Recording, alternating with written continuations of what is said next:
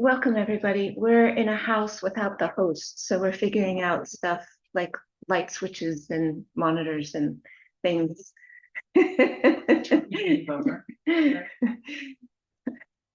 So let me just bring something up here. So welcome everybody, those who are new and those who are returning, and lovely to see you as is always. Tonight we're continuing our journey together.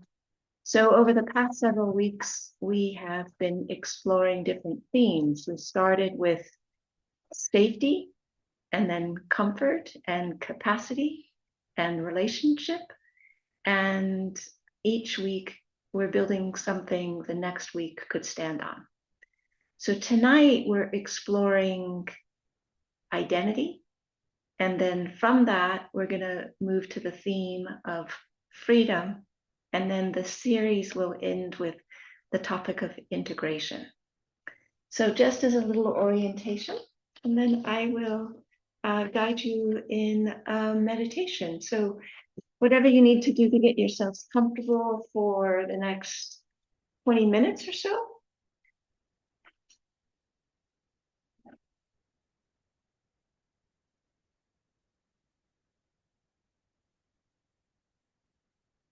So just take a moment and just notice where your body is, how your body is. And as you bring your attention to your body, just allow attention to gather and settle, inhabiting your physical body, feeling your seat, feeling your feet on the floor, feeling your breath, and taking a couple of deep cleansing breaths for whatever kind of flurry or movement before you arrived. And recognizing that now we are seated.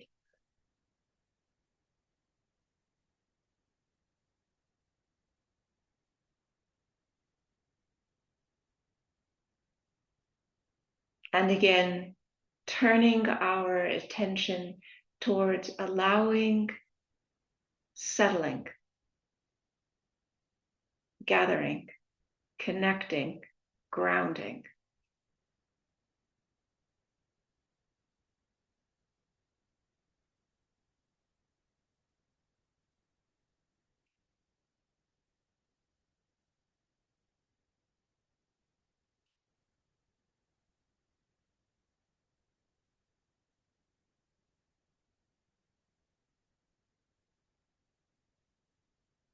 And then choosing an anchor, a place that is comfortable and familiar for your attention to rest. It could be the breath or body. It could be sounds. It can be awareness itself. What is comfortable and what is familiar, and where your attention can rest.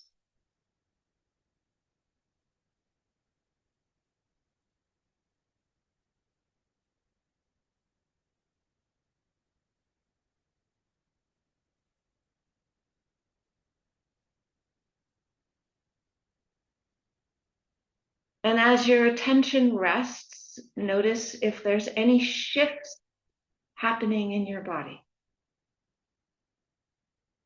There's more settling, more presence.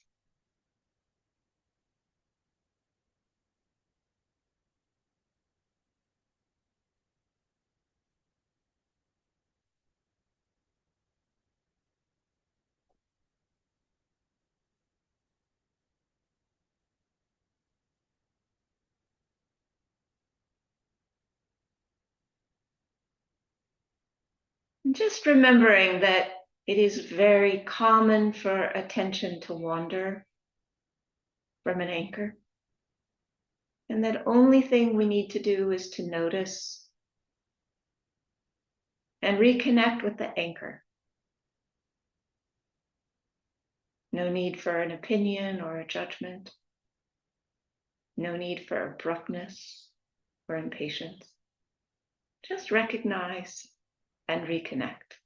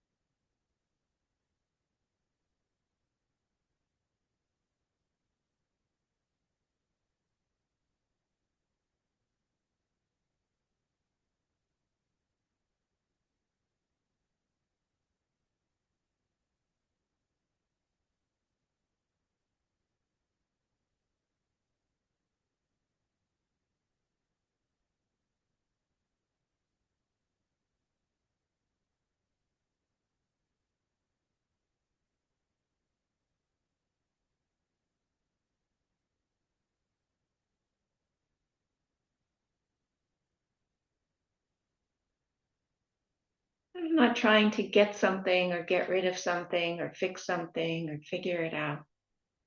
Just letting attention settle with an anchor.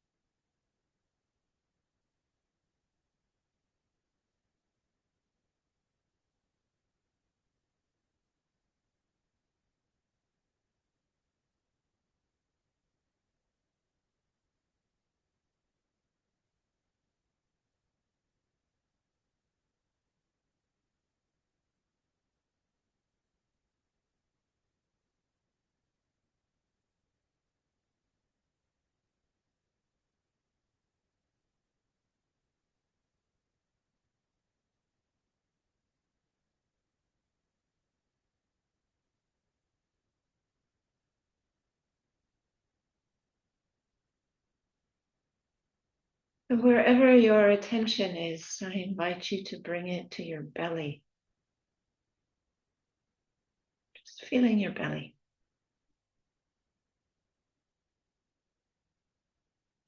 Your lower belly, just underneath your belly button.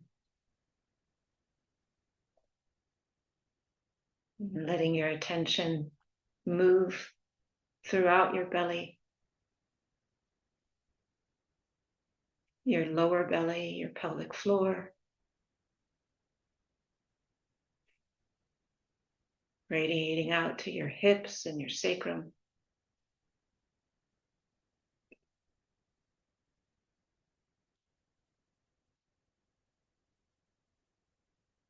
Moving down your legs.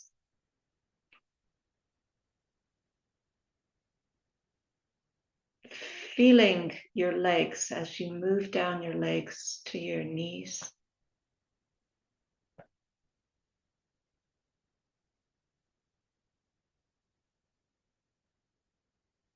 And then move down your lower legs.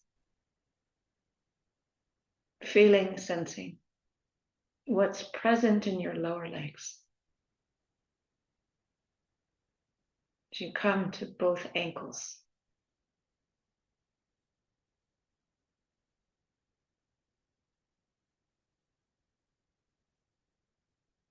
And then feeling the tops of the feet and the soles of the feet.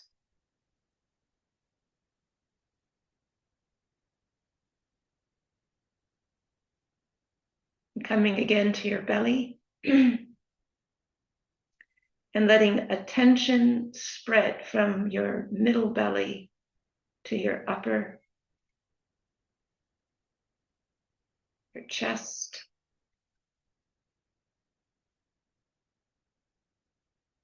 to your back,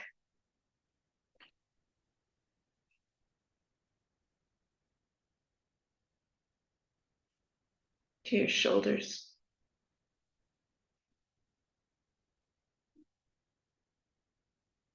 and then down your legs, down your arms, your upper arms to your elbows,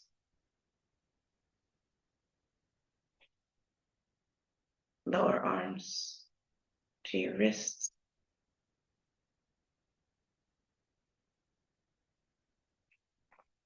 and then feeling both hands.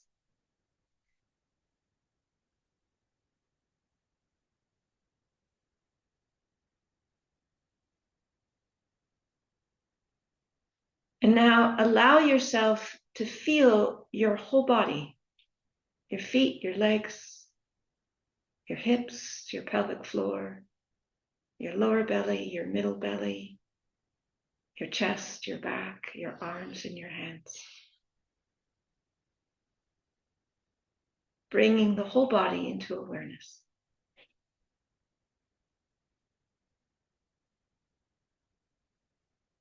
And while you are sensing your whole body, include listening. The sounds in the room, the sounds out of the room, on the street, in the neighborhood. So while you're sensing your body, open up awareness to include listening.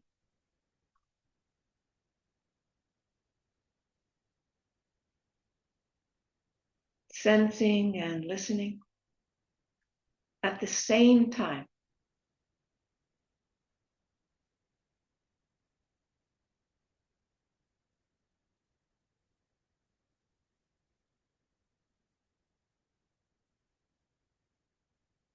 And now very slowly open your eyes a tiny, tiny fraction, just enough to get a tiny bit of color and shape. And just let the sight land. Stay connected to sensing and listening. And receive the first glimmers of sight.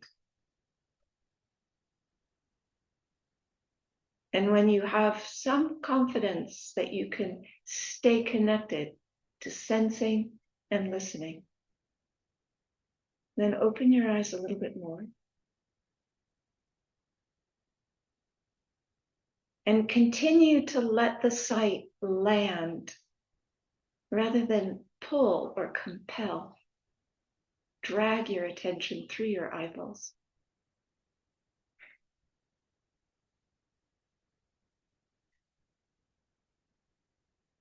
Now get a feeling for what this feels like.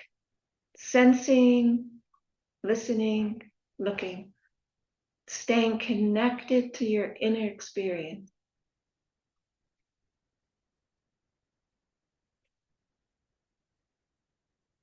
And open to what's around you.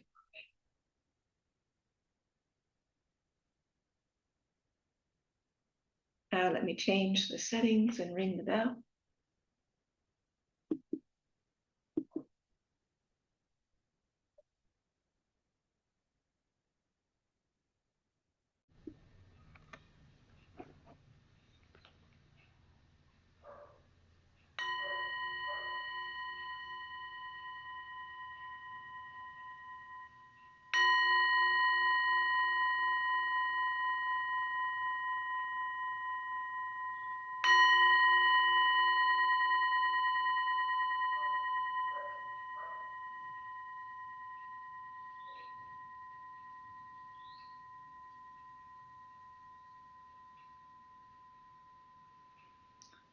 So take a couple of minutes to stretch and come back here for some reflection.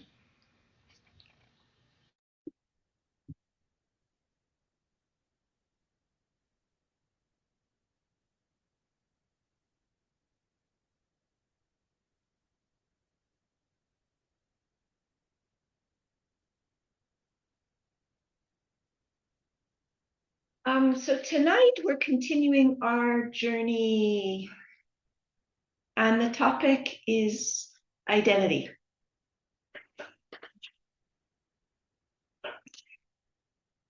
Much of our lives are spent becoming someone, a good person, a successful person, a spiritual person, a parent, a partner, a survivor, an activist, a failure, a healer, a helper, a builder, a teacher.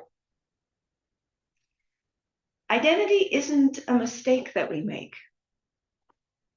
Developmentally, it's necessary. A child gradually develops a sense of self through a name, relationships, family stories, values, and repeated experiences of being seen or overlooked. And all of this happens long before we're capable of questioning identity. We need one to survive. We need one to survive, to organize experience, and to know where we end and the world begins. So depth psychology has long understood that our sense of I allows us to function, relate, and develop.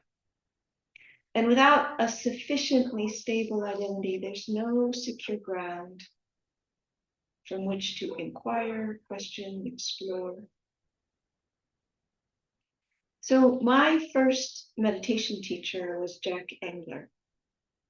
And he was well known for saying, you have to be somebody before you can be nobody. It was a corrective thought to a misunderstanding that sometimes arises in contemplative practice, that we can simply transcend the personal self without first developing it. Years later, I spoke to him, and he had refined his original understanding to say that it wasn't really you're first somebody and then you're nobody, but these two develop together. As our psychology development matures, our contemplative insight can deepen. And as contemplative insight deepens, it can soften the rigidity of our identities. Neither replaces the other. They support each other. We don't wait until we're psychologically finished before awakening becomes something that we engage with or becomes possible or something that we have deep insight with, nor does awakening automatically complete our developmental journey, the two continuing unfolding together throughout our lives. And so this understanding has been a big part of my own personal journey and my own teaching. If developmental psychology helps us understand how a healthy sense of self develops, Buddhist psychology asks a different question. What is the nature of the self that develops? These are not competing explanations of human experience. They're illuminating different dimensions of the same unfolding human development and freedom. And that understanding has become really a main part of what I understand, what I teach. It's shaped not only how I understand meditation, but also why this series has unfolded in the way that it has. Safety, comfort, capacity, relationship, identity, freedom, and integration. They're not separate topics. They are different facets of the same human journey. So one of the people who's influenced me a lot was Kathy Kane, together with Stephen Terrell, who studied the impact of attachment disturbance on the nervous system. They described 3 patterns that are especially relevant for meditators: becoming unusually alert to danger while missing neutral or positive experience, living in what they call a faux window of tolerance, appearing calm while remaining physiologically activated, and reduced interoception, which means just making it harder to actually sense and interpret what's happening inside of us. So these capacities matter in meditation because in meditation, we're asked to notice what's really happening.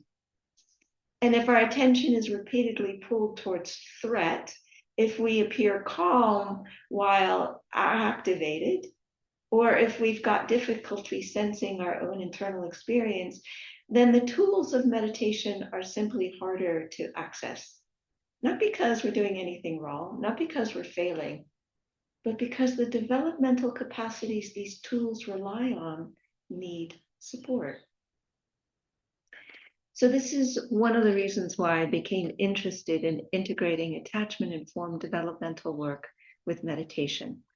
Rather than seeing them as separate paths, I began wondering how they might strengthen each other. Identity also is protective. It gives shape to experiences that otherwise might feel overwhelming. If we have an identity that I'm a survivor, that might be truer and far more livable than the chaos it replaced. Or the idea that I'm a failure can sometimes feel safer than the vulnerability of not yet knowing who we are. Even identities that limit us usually began as identities that helped us. Some of our identities are deeply meaningful. Some have helped us survive. Some have given us a place to belong.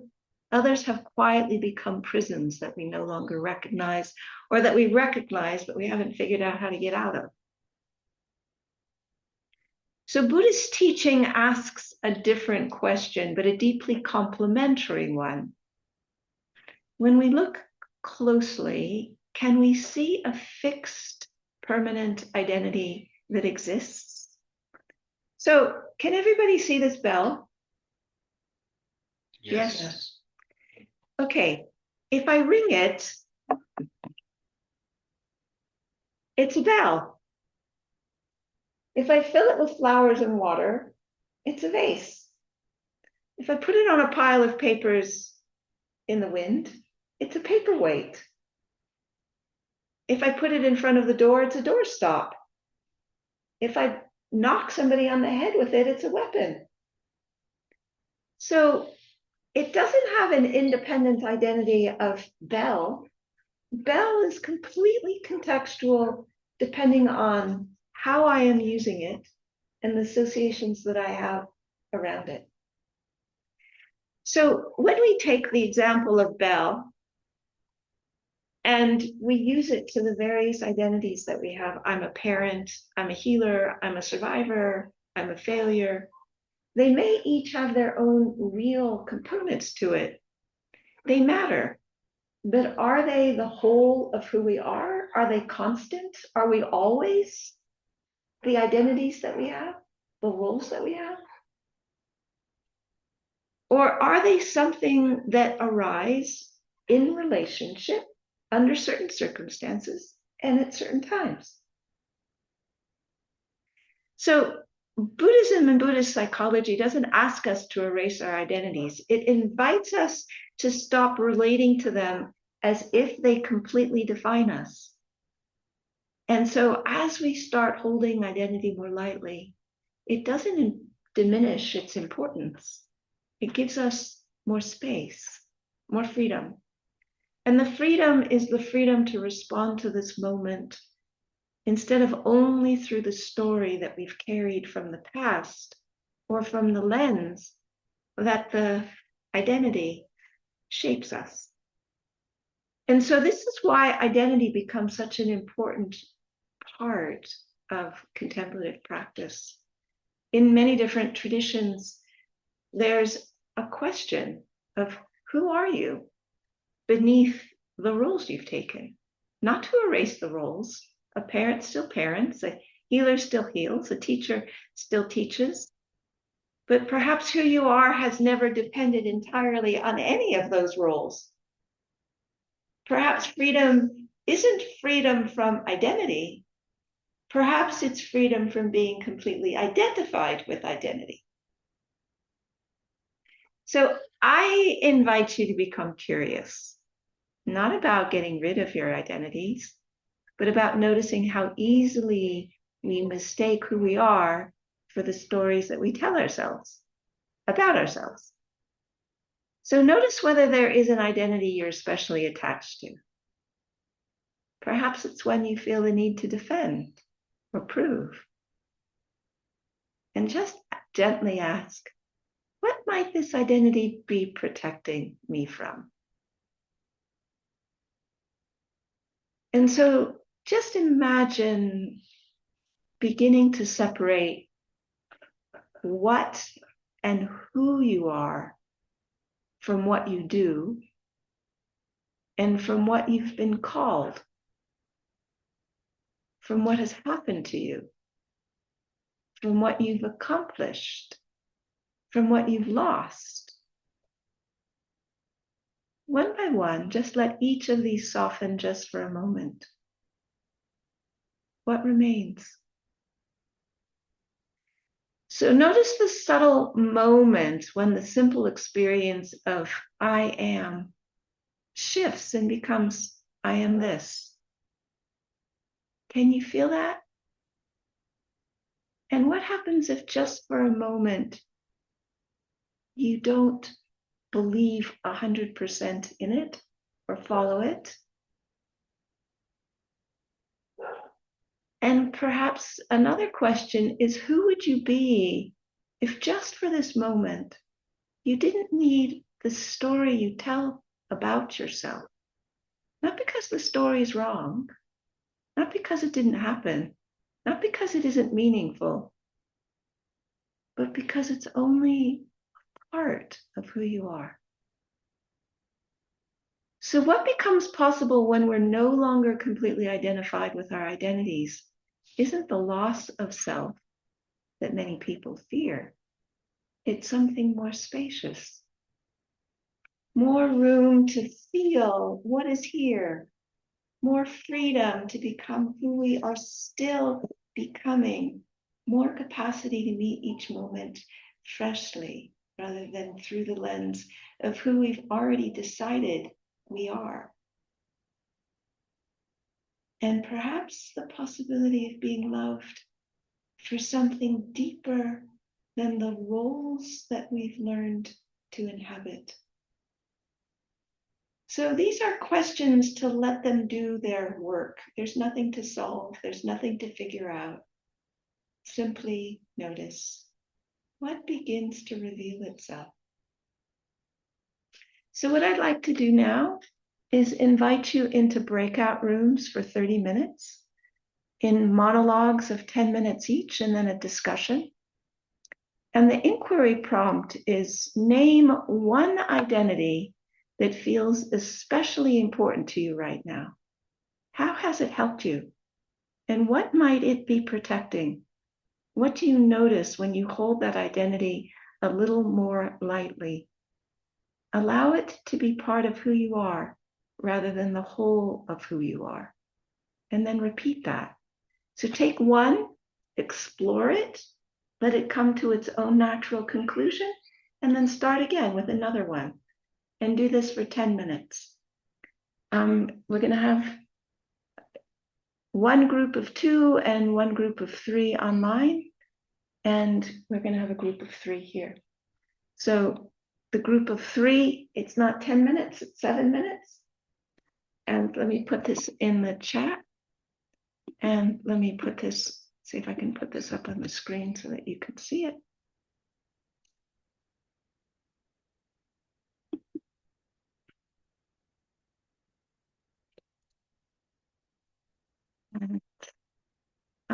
Brad, can you put everybody in breakout rooms, and then I'll too?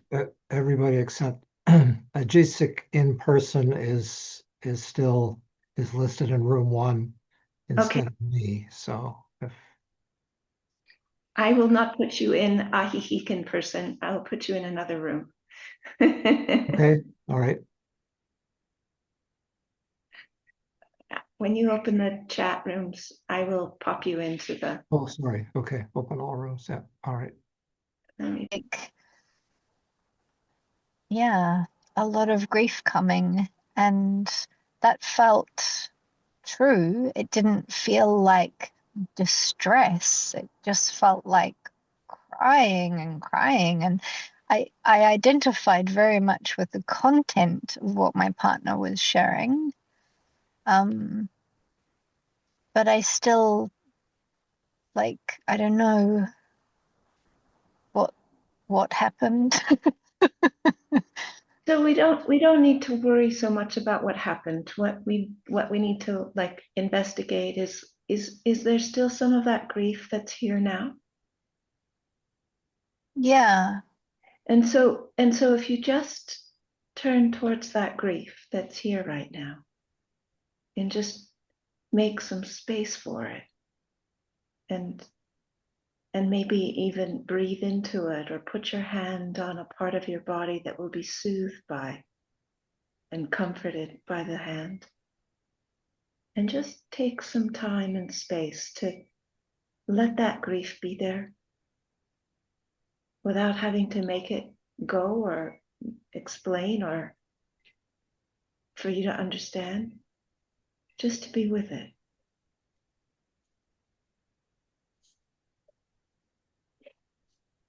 And when you turn your attention towards that grief and make some space for it, what do you notice?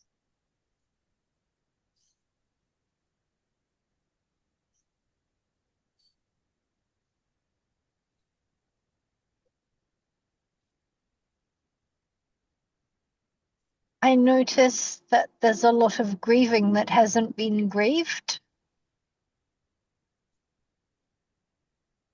And when you notice that, what happens? Is there more space? Is there less space? Is there clarity about maybe something that needs to happen? Then it just goes into like overwhelm for like the entire world. So when it goes into overwhelm for the entire world, we need to be very deliberate about not going there. Because when we're in overwhelm, we don't have the capacity to navigate what we're dealing with. So when our own grief feels like there's a lot that we haven't grieved, we need to be careful to keep it within a range that's manageable. And when it stops being manageable, we need to shift our focus so that we can focus on something that becomes more manageable. Not to deny the grief, but to understand that we have no capacity to process when it's unmanageable.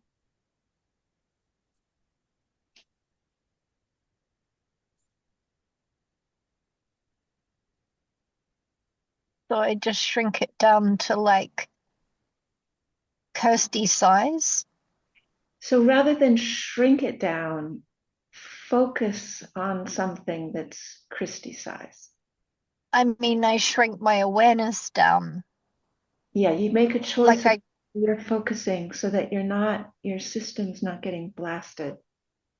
It's not too much. It's a piece that you can focus on. And it might be something really small, like the back of your hand or your eyelids or your hair or something that's pretty non-reactive. And then when that becomes manageable, you open it up just a little bit more.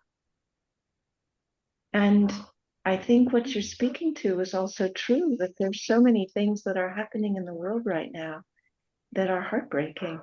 I mean, they're just absolutely devastating. And we need to find like the capacity to touch into some of that without our systems getting blasted. Not to deny that it's there, but to take it in pieces that are manageable. yeah, I think for me, it's not what's happening now. It's the backlog of everything that's ever happened in the world. Ever. But seriously, I'm not distressed by what's happening now because there's so much that hasn't, there's so much that's already happened. I like that you're laughing. That's really good. Laughing is something that helps us metabolize things that are unmanageable. That's really. Yeah, thank you. What else can I do? And also, I think it's part of it is perspective. So like if your system is going to the time from the beginning of time, maybe we can take the last, 15 minutes, you know, because it's like the time from the beginning of time is a little bit, maybe a lot, but maybe the last 15 minutes we can manage. And then the other thing that we also need to kind of orient around is that in the midst of all of the things that are unspeakable, there's also moments of joy and innocence and beauty and care and kindness and goodness. And so it isn't that those things don't exist, but they get obliterated when we start opening to the unspeakable pain from the beginning of time.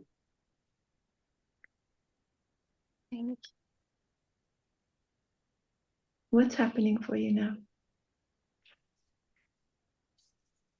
Gratitude, perspective, like perspective that's not intellectual, right-sized responsibility, a lot of different things. Thank you. Thank you. Anyone else want to share? I don't know if I can ask a question. Of course you can. Okay. So it's interesting on her grief. Isn't it important to let it out? Like grief that is maybe deep. She was touched by something. So rather than talk about her, talk about you. Oh, okay. Yeah. But that's okay. I have moments of that too, where something will hit me. Yeah. And for me, it feels very healthy. So each of us needs to know where we're at. And when it feels healthy, then I completely encourage you to trust that and to follow that. Okay. When something feels unmanageable or overwhelming, Gotcha. then that's a time where we need to be selective about what we're doing and how we're focusing on it and how we're processing it. Because when our systems are overloaded and we're overwhelmed, Yeah. we're not managing what's coming through us. Gotcha. And we need to make a different choice. Gotcha. So two people may talk about the same topic from a completely different perspective. Mm-hmm. And what is helpful for one may exactly be unhelpful for the other. Gotcha. Yeah. Thank you. Yeah. I have a question. Please. Yeah, so it was clear after I went through the whole process that I've got identifications or identify with myself in such a way that's kind of like it's the water I swim in, and I can see that it's all about uh, the fear I have of being rejected or being seen as a fraud and all that. And when I wake up in the morning, I don't think about those things. I'm in the thread already. So it's a tough one to take apart, from moment to moment to moment. You know, uh, just to acknowledge the fact that usually I'm in some kind of anxious, afraid state that I've sectioned off because I got a nice shirt on and I said the right things. So with this kind of thing, it's gentle, gentle, gentle, and it's building resources, and it's starting to understand what are the components that make those things as resilient as they are. And so when you say make what things resilient? The pattern. Okay, great. Okay. Sure. The sense that it feels like you're swimming in it. Yeah. Like you can't differentiate it because you're in it. Yeah. So there's reasons why some patterns are resilient like that. Right. And what we need to understand that it isn't just a question of meditating more or doing more inquiry, but getting a framework for why some patterns have significantly more resilience than others and what supports shifting those resilient patterns. So I am a very much an appreciator of the diamond approach and the inquiry and all of the teachings that come through. And I have noticed that within the school, they don't talk much about trauma, attachment, and how the attachment formation is part of this picture. And when I have brought it up, the response that I get is that because it's not universal, it's not something that they include.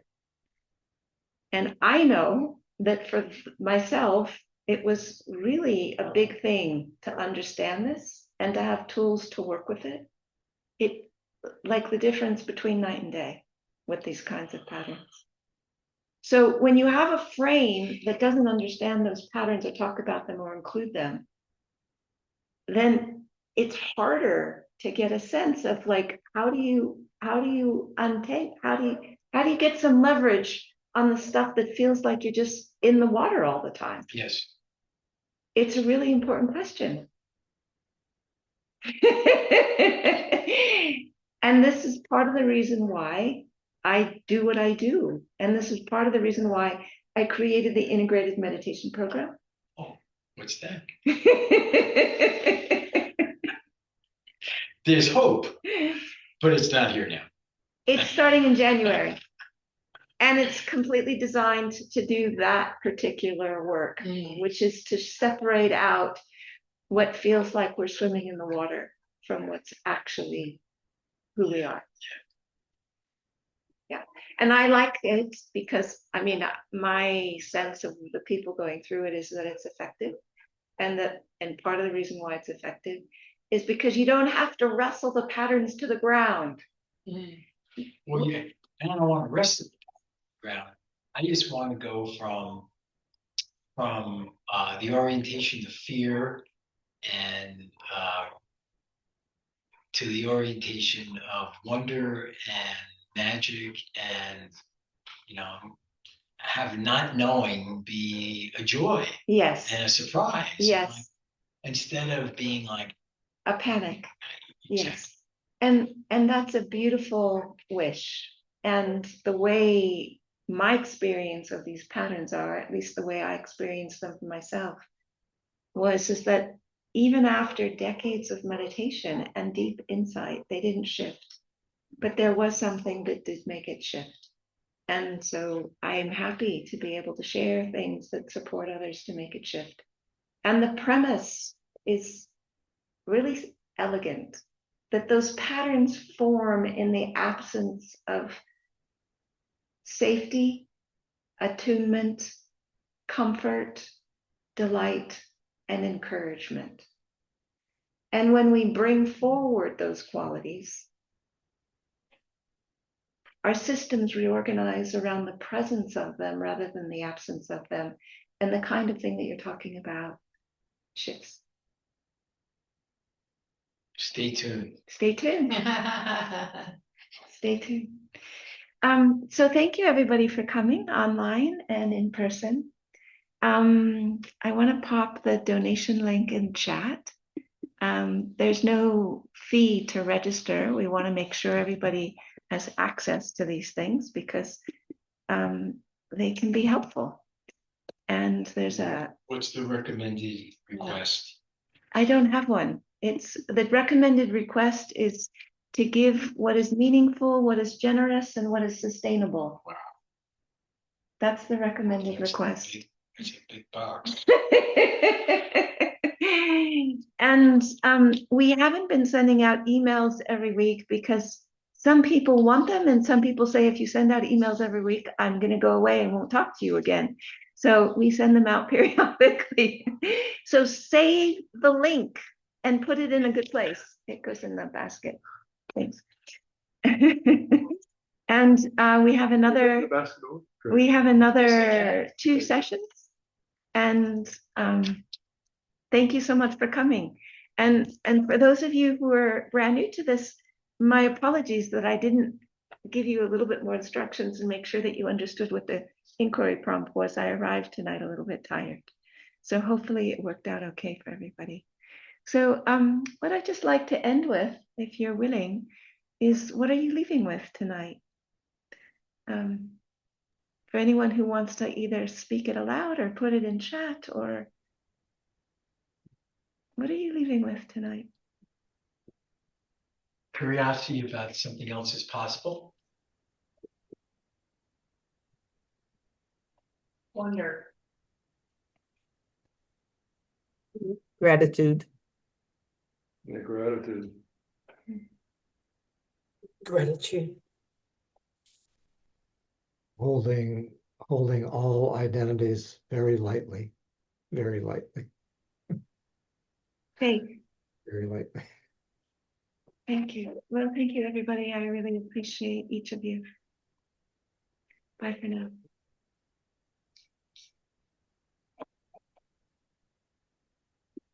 Bye-bye.